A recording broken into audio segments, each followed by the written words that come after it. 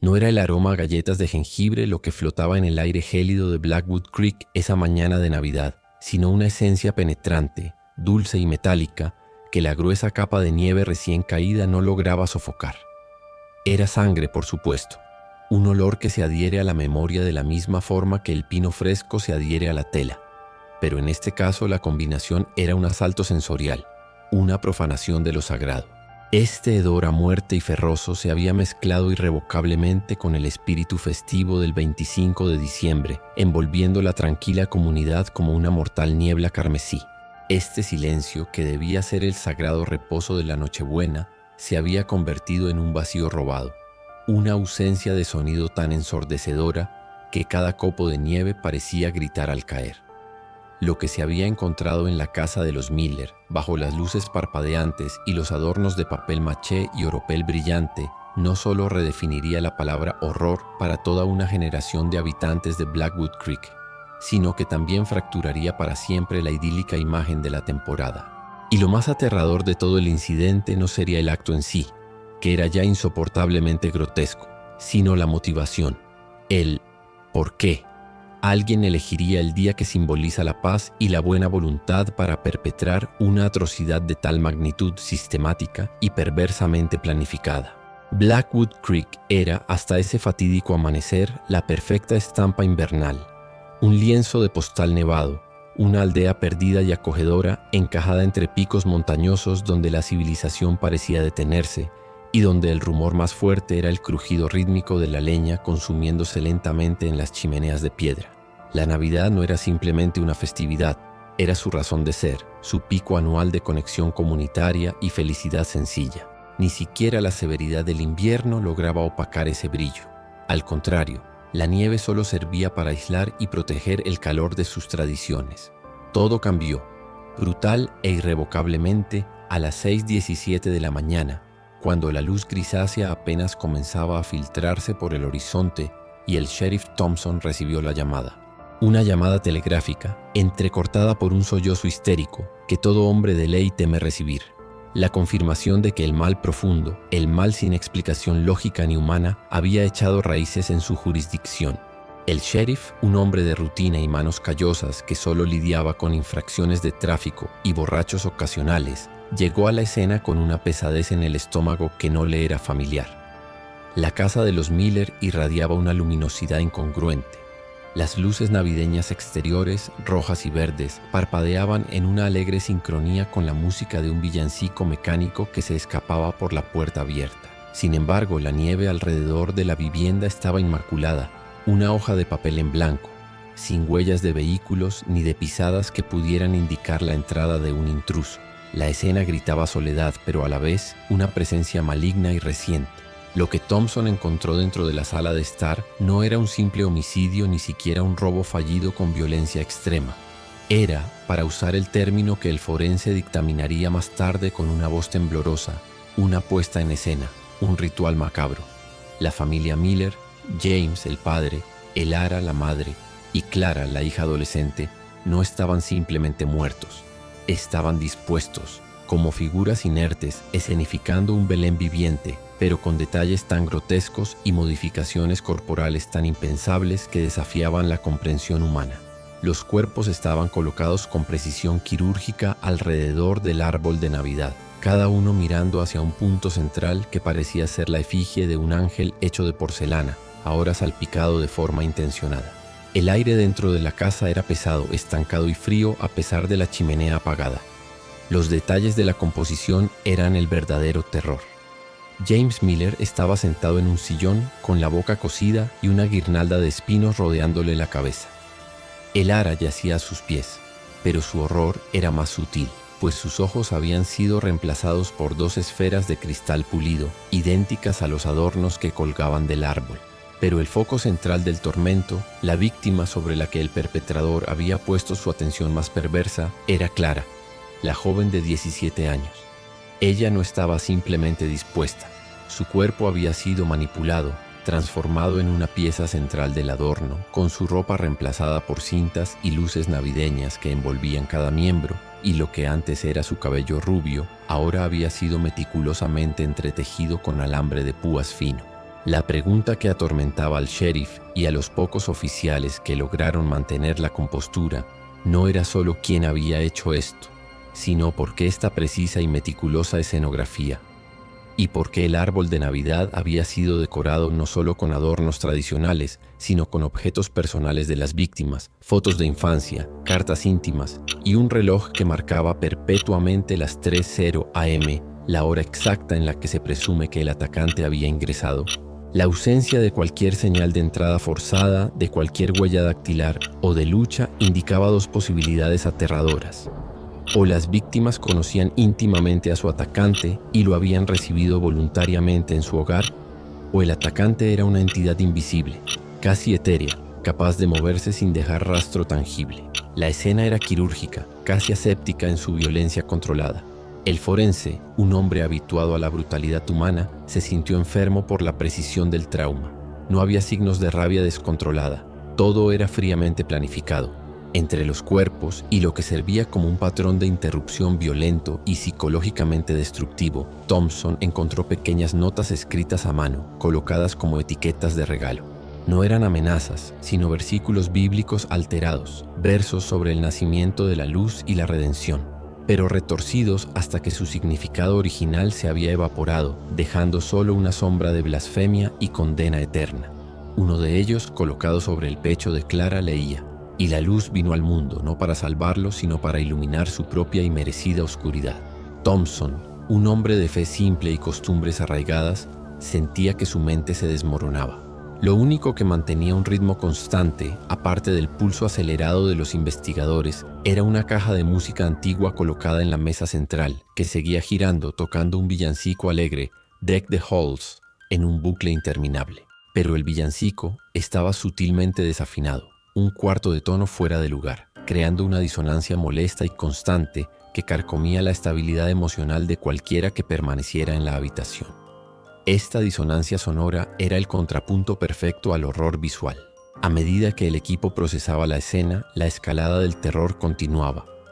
Descubrieron un símbolo tallado profundamente en la viga principal de la sala, justo encima de la chimenea. No era un grafiti cualquiera. Era un diseño complejo y geométrico, que nadie en Blackwood Creek, ni siquiera los más ancianos, lograba reconocer. Se sentía ancestral, maligno y, crucialmente, no coincidía con ninguna simbología satánica o criminal conocida. Parecía la firma de un artesano del mal, la marca de un proceso. La Navidad, el faro de esperanza para Blackwood Creek, se había transformado en un monumento a lo inexplicable y lo profano. Este no era un crimen pasional ni económico. Era una declaración que solo podía haber sido diseñada por alguien que conocía íntimamente la estructura del miedo, la iconografía cristiana y, quizás lo más inquietante, la geografía emocional de ese pequeño pueblo. El terror no había llegado desde la carretera, había brotado de la perversión de lo familiar. Después de horas de inspección exhaustiva bajo el frío implacable, el forense, con un gesto de repugnancia y fascinación profesional, hizo la gran revelación que ató el nudo corredizo de la investigación alrededor de Thompson. Incrustado, no superficialmente sino profundamente bajo la piel del antebrazo de Clara Miller, había un pequeño fragmento de papel. Era tan minúsculo que casi lo pasan por alto. No era parte de las notas blasfemas, sino un trozo de una tarjeta de Navidad cortada con una precisión de láser, antigua y de un diseño artesanal específico que ya no se fabricaba. Thompson, al analizar el fragmento bajo lupa, sintió un escalofrío que no tenía nada que ver con la temperatura exterior. El diseño le resultaba vagamente familiar. Al rastrear el origen del papel y el estilo de impresión con la ayuda de archivos policiales de casos fríos olvidados, el sheriff se dio cuenta de la verdad escalofriante. Esa misma tarjeta, con ese mismo diseño único y perturbador, había sido enviada a otra familia 20 años atrás, la familia Albright, que había desaparecido sin dejar rastro en una Nochebuena, a solo 10 kilómetros de Blackwood Creek.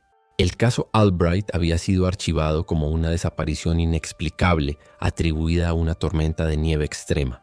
Nadie había sospechado un crimen. El caso Miller no era un inicio, era una continuación. El símbolo tallado en la viga principal de la casa no era solo una firma, era un marcador de etapa, un registro de su trabajo. El atacante no era un asesino improvisado, Era un estratega metódico que operaba en ciclos precisos, sincronizados con el calendario de Adviento y el solsticio. Había estado aquí antes, 20 años atrás, dejando un rastro sutil que había sido malinterpretado por la inocencia de la época. Thompson miró el calendario envuelto en guirnaldas en la pared de la oficina, de vuelta en la estación de policía, ahora llena de una actividad nerviosa. La siguiente fecha significativa de la temporada, la Epifanía, la llegada de los Reyes Magos, estaba a la vuelta de la esquina. El monstruo no había terminado con su obra.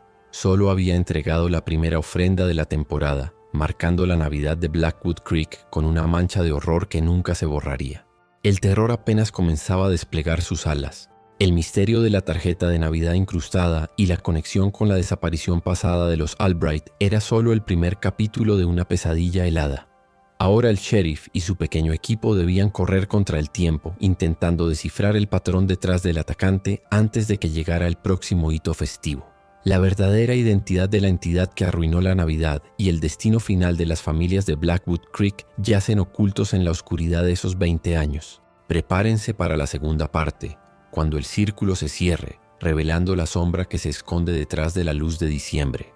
La sirena rasgaba el velo de la Nochebuena, un sonido blasfemo que competía inútilmente contra los villancicos amortiguados que aún se filtraban desde las pocas casas que no habían capitulado ante el toque de queda autoimpuesto del miedo.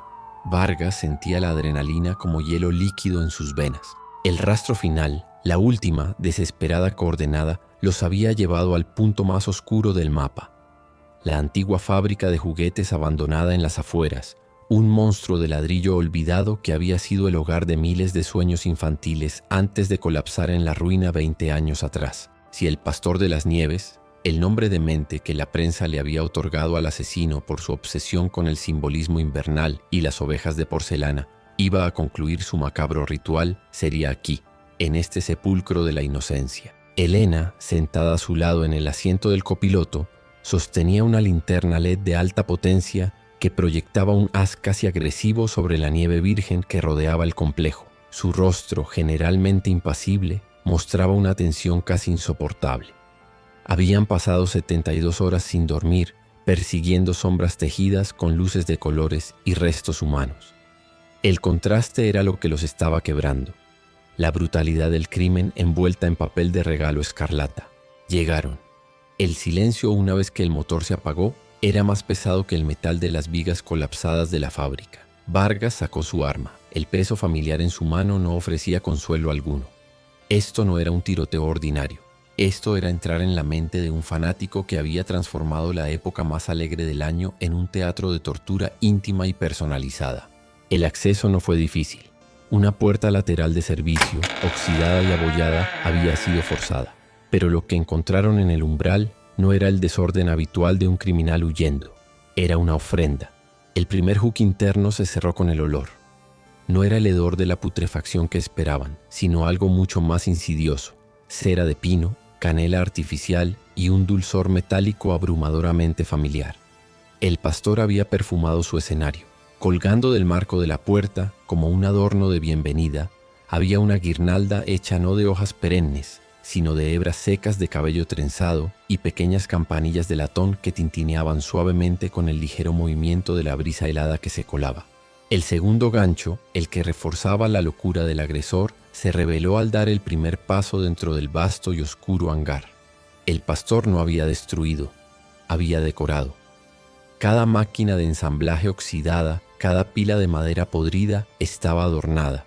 Muñecos antiguos de porcelana, con sus ojos vidriosos y sus sonrisas petrificadas, estaban estratégicamente colocados mirando hacia la entrada. Pero cada muñeco sostenía en sus manos pequeñas piezas óseas pulidas y atadas con lazos dorados como si fueran regalos. Era una inversión completa, una blasfemia visual que gritaba a gritos que para el pastor la Navidad no era el nacimiento de la esperanza, sino el momento perfecto para la purificación a través de la pérdida. La contextualización se estableció al mover la mirada hacia el centro de la sala. La estructura de la fábrica, con sus techos altos y sus claraboyas rotas que dejaban pasar una luna pálida y fantasmagórica, había sido convertida en un laberinto. Paredes improvisadas hechas de enormes lonas de plástico negro, adornadas con luces de Navidad parpadeantes, guiaban el camino. Sabían que el pastor quería que los encontraran. El conflicto no era la búsqueda, sino la carrera contra el tiempo y la preservación de su propia sanidad mental. Había un patrón en los asesinatos, descubierto justo antes de venir. El pastor completaba su obra al filo de la medianoche, justo cuando la fecha cambiaba oficialmente a Navidad. Quedaba menos de una hora. La última víctima, la joven estudiante desaparecida hace 48 horas, estaba en algún lugar aquí, siendo preparada para ser el regalo final de la colección. Los open loops giraban en torno a la identidad del pastor y la conexión de la fábrica. ¿Por qué este lugar? ¿Y por qué esta obsesión por el silencio y la ofrenda? El desarrollo se convirtió en una inmersión escalada en la pesadilla. Avanzaron lentamente por los pasillos de lona.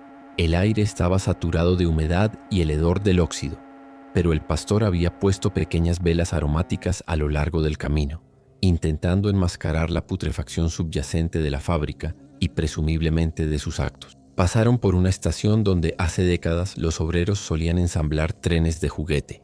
Ahora la mesa estaba dispuesta como un banquete. Platos vacíos, cubiertos relucientes, pero en el centro, donde debería haber estado el pavo, había una maqueta meticulosamente construida de un pueblo nevado, donde cada habitante era una figura de cera, cada una con un alfiler de plata clavado en el corazón. Era una miniatura de la pesadilla que vivía toda la ciudad. Vargas notó algo en la base de la maqueta. Un libro abierto. No era una Biblia ni un diario, sino un catálogo de juguetes de los años 70, manchado y gastado. Las páginas estaban marcadas, pero no con juguetes. Las marcas estaban sobre las fotos de los niños que modelaban esos juguetes, pequeños rostros inocentes, ahora tachados con un bolígrafo rojo. Elena se detuvo bruscamente. Vargas, mira esto. Al final de ese pasillo, la lona negra se abría a una habitación más pequeña, una antigua oficina de administración. En la pared, alguien había dibujado un mural gigante. No era un grafiti cualquiera, era una representación del pesebre. Pero en lugar del niño Jesús en el centro, había una figura envuelta en vendas, coronada con un halo hecho de cables de cobre oxidados. Y en lugar de María y José, había dos siluetas oscuras, sin rostro, que levantaban los brazos en adoración a la figura central. Este fue el pattern interrupt más brutal. No era un sociópata común. Era alguien que había reconstruido su propia teología del horror, usando los símbolos más sagrados para legitimar su depravación. Continuaron. La tensión se hacía casi palpable. El sonido de sus botas crujiendo en el suelo de concreto se sentía ensordecedor en el silencio forzado. El re-engagement llegó cuando Vargas pateó sin querer una pequeña caja de madera. Dentro no había un arma o una trampa, sino una grabación de audio, un antiguo microcassette. Elena rápidamente encontró un pequeño reproductor cerca y lo encendió. La voz era tranquila, metódica y terriblemente familiar. Era la voz de un hombre mayor, resonando ligeramente a través de los altavoces baratos. Día 360. El ciclo de la ruptura está por concluir. La gente cree que la Navidad es paz, pero es el momento de mayor ruido, el grito más fuerte de insatisfacción y de falsedad. El regalo, la ofrenda, debe ser el silencio. Solo el silencio perfecto puede restaurar el verdadero significado. Ella, refiriéndose a la víctima, es la última nota disonante. Cuando el reloj de las 12, el regalo será envuelto. La voz se interrumpió, seguida de un sonido de arrastre metálico. Vargas sintió un escalofrío que no tenía nada que ver con la temperatura. El pastor era alguien que hablaba de ruido y falsedad, el dueño original de la fábrica. El viejo señor Peterson, quien había perdido la fábrica y a su familia el día de Navidad 2 décadas atrás en un incendio provocado por un circuito defectuoso en las luces del árbol. El pastor no era un extraño, era un fantasma, el vengador de una Navidad arruinada. El camino finalmente se abrió a la sala principal de ensamblaje. El epicentro era un espacio cavernoso, dominado por la luz estática de un solo foco halógeno. El clímax se desplegó ante sus ojos como una escena de ópera macabra. En el centro, suspendida de una grúa industrial, estaba la última víctima. La joven estudiante, desnuda, pero cubierta con una fina capa de escarcha artificial y envuelta precariamente en papel de regalo rojo y verde, atada con miles de metros de cinta de seda. Estaba inconsciente pero viva, colgando como un ornamento gigante. Y allí estaba él, el pastor. No era un hombre robusto, Era delgado, frágil, vestido con un traje de Papá Noel sucio y gastado con un gorro ladeado.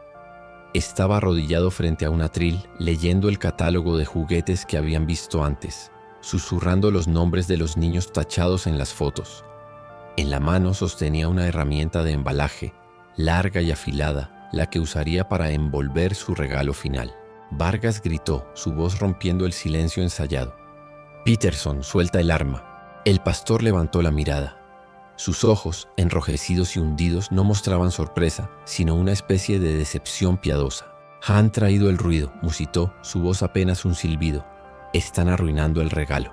Elena disparó primero, no al pastor, sino a la cuerda que sostenía el cuerpo de la joven. El tiro fue perfecto. La cuerda se desgarró y la víctima cayó sobre una pila de cajas de embalaje viejas, amortiguando el impacto. El pastor no se movió hacia ellos. Con una velocidad espantosa que desmentía su edad, se lanzó hacia una palanca oxidada que controlaba la grúa. Su meta ya no era el regalo, sino la destrucción. Si no podía tener el silencio, el estruendo final lo serviría. El ruido debe callar para siempre», gritó tirando de la palanca. El techo de la fábrica, ya estructuralmente comprometido, respondió con un gemido terrible.